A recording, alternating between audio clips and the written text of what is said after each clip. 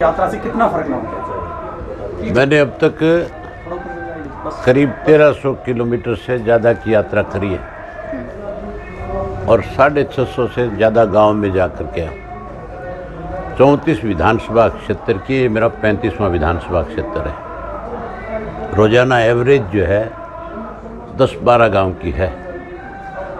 उसमें district headquarter भी आ गए, सब डिवीज़न भी आ गए और तहसील लेवल के एरियाज़ भी आ गए। शहर कस्बे सब आए, सब में मैं लोगों से मिलता हूँ और लोगों से मिल कर के उनसे पूछता हूँ कि आपके यहाँ पे सरकार बनने के बाद कौन से विकास के काम हुए, कोई ऐसा काम भी हुआ हो जिससे आम जनता को उसका कोई फ़ायदा मिला हो। हमारा बजट तो हो गया 1,85,000 करोड़ का, लेकिन वो पैसा कहाँ खर्च कर रही है सरकार। हालत ये है कि पैसा इतना बजट होने के बाद कहीं कोई छोटा मोटा विकास नहीं है, कहीं कोई काम नहीं है। भ्रष्टाचार की तो सारी सीमाएं लान दी इन्होंने। कोई डिपार्टमेंट ऐसा नहीं है इस सरकार का जिसमें 8% से लेकर के 14-15% तक पैसा ना लिया जा रहा हो। अगर इस सरकार के सारे मंत्रियों की, मुख्यमंत्री की जांच करा ली जाए तो कोई एक आदमी नहीं बचता।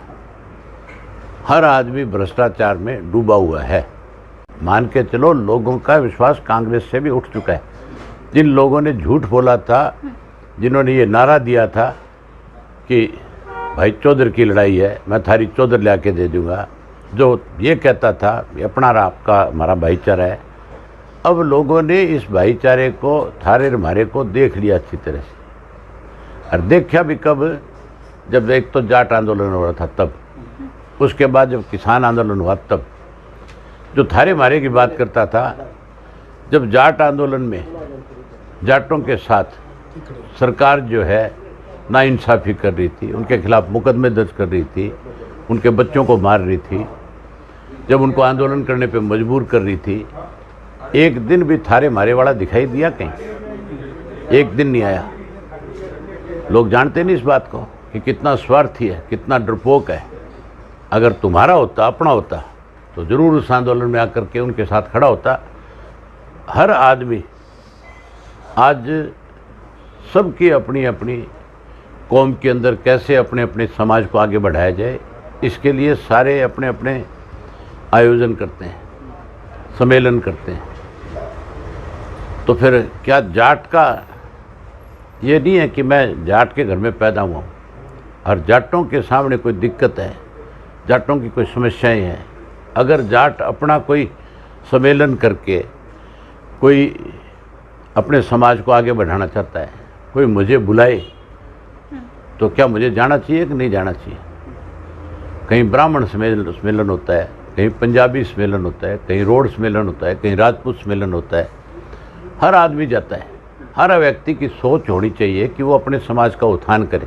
अगर हमारा अपना समाज पीछे रह जाएगा, हम किसी दूसरे समाज में जाकर के खड़े होकर के कैसे ये कह सकते हैं कि भी हम भी अपने समाज में सारी कमियों को ख़त्म कर चुके हैं? हमें वहाँ जाकर के सुननी नहीं पड़ेगी। फिर ये उस वक़्त भाग गया था। फिर जब किसानों वाला आंदोलन चला था तब फिर भागा। तो यहाँ लोग अब इस बात को समझ चुके हैं कि हुड्डा साहब तो केवल राज बनाने के लिए इस किस्म का एक लोगों में सस्वा छोड़ा था कि भाई कहीं मेरा दाव लग जाए। दाव लग गया था, लेकिन काट के हंडी रोज़ नहीं चढ़ती। अब नहीं लगेगा दाव। हमने पहले भी, चौधरी देवीलाल ने 10,000 रुपये कर्जे माफ़ी की बात करी थी। चौधरी बंसीलाल मुख्यमंत्री थे, उन्होंने भी आपकी तरह यही बात कही थी कि सरकारी खजाने से इस तरह से पैसा नहीं दिया जा सकता। जब पेंशन बढ़ाई उन्होंने, तब भी ये कहा था कि पेंशन नहीं दी जा सकती। हमने 100 रुपये शुरू करी थी, आज वो बढ़ करके 2700 होगी कि नहीं होगी? मैं आपसे ये पूछ रहा हूँ, वो 2700 होगी कि नहीं होगी? तो फिर अगर वो पेंशन 100 वाली 2700 हो सकती है, तो गैस का सिलेंडर मुफ्त क्यों नहीं दिया जा सकता, जिसकी कीमत केवल 250 रुपये है सिलेंडर की?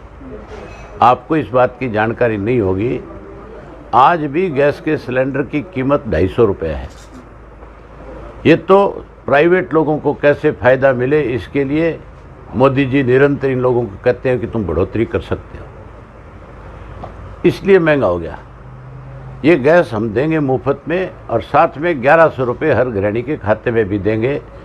हमने पहले भी बेरोजगारी भत्ता, आपको पता है कि नहीं, आप इस चीज़ को जाकर के देख सकते हो।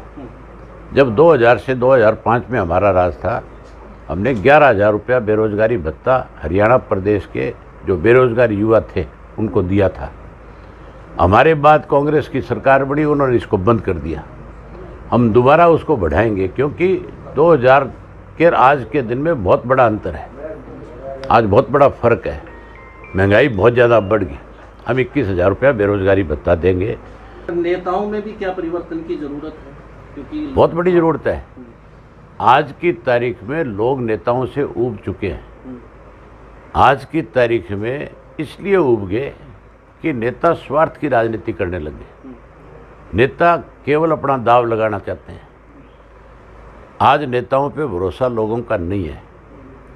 इसलिए हमने ये फैसला किया है कि आने वाले समय में जब चुनाव होगा, हम 50% युवा चेहरे उतारेंगे और वो बच्चे ला करके चुनाव मैदान में खड़े करेंगे जिनका परिवार सामाजिक है, जिनकी लोगों में एक बड़ी पहचान है, जिनको ये कहा जा सकता है कि भाई ये आदमी कहीं झूठ नहीं बोलेगा, ये किसी के साथ अन्याय नहीं करेगा, इसने आज तक भी जहाँ जा कर के कोई सामाजिक कार्य में हिस्सा लिया है वहाँ अपनी पहचान बनाई है।